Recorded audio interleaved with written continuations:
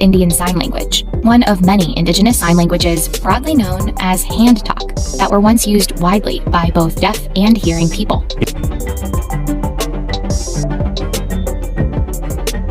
Variations of hand talk were so commonly used that it would influence the formation of American Sign Language, or ASL, the predominant sign language used today in the US and Canada. But hand talk has mostly been written out of history.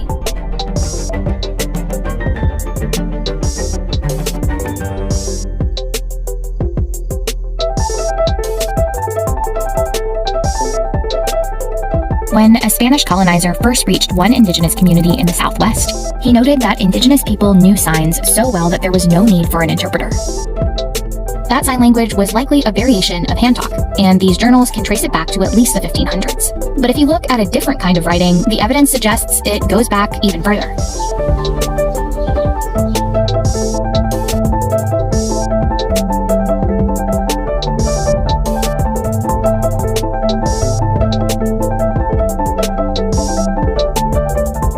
There's also rock writing depicting prayer versus a similar sign for prayer, or a symbol for elder indicating a person with a walking stick versus a sign for elder, and this, a symbol for hunger versus a sign for hunger. Hand talk, which researchers also call North American Indian Sign Language, has many regional variations, like Northeast Indian Sign Language here, or Southwest Indian Sign Language here, as well as tribe-specific variations within those regions.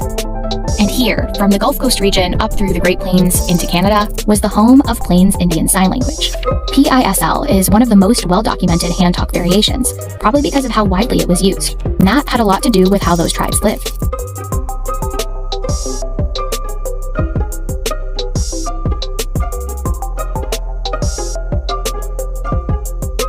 By the 19th century, tens of thousands of indigenous people were reported to have known PISL.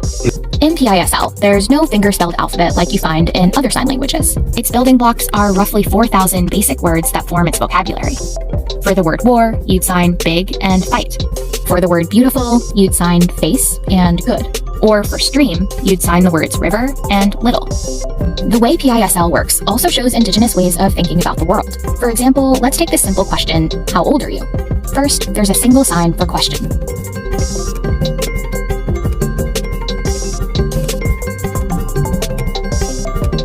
So for a question about someone's age, you'd use the motion for question with the motion for winter. In PISL, you measure months by moons, days by the sun, and to refer to different times of day, you would show hand placement according to the position of the sun in the sky. So this sign for morning, afternoon, or night. If you look at some of this side by side with American Sign Language, you'll notice some similarities, like a sign for moon, along with other similar words. Researchers believe another form of hand talk, Northeastern Indian Sign Language, was one of the contributors to ASL.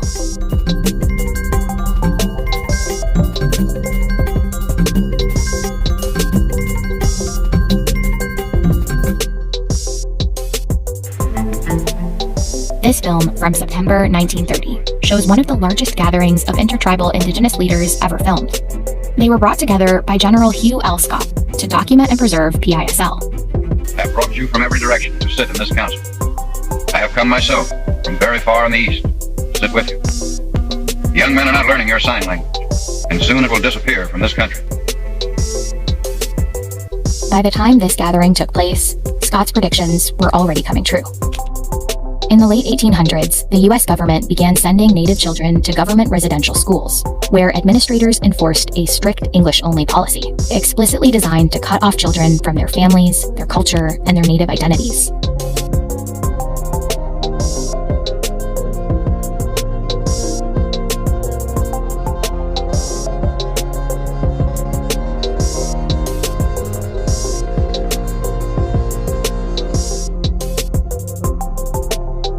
In the violent pursuit of standardizing language in the US, we lost tens of thousands of indigenous signers. There are only a few dozen fluent PISL signers left.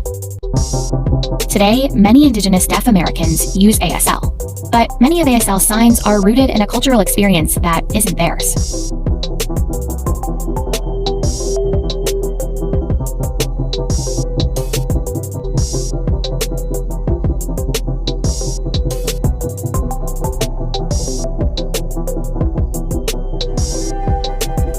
Even though ASL has an extensive vocabulary, there's one big thing it doesn't have signs for: Names of tribes.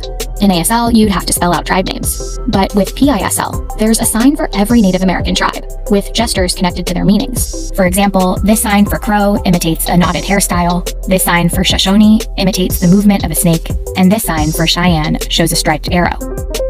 That's why Melanie and other deaf Native people are beginning to use a mix of PISL and ASL.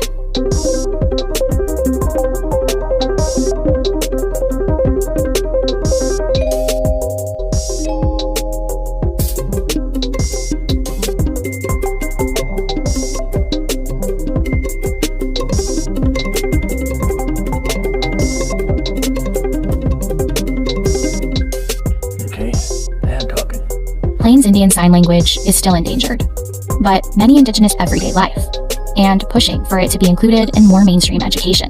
Because, as a language, PISL is more than words. It carries their history.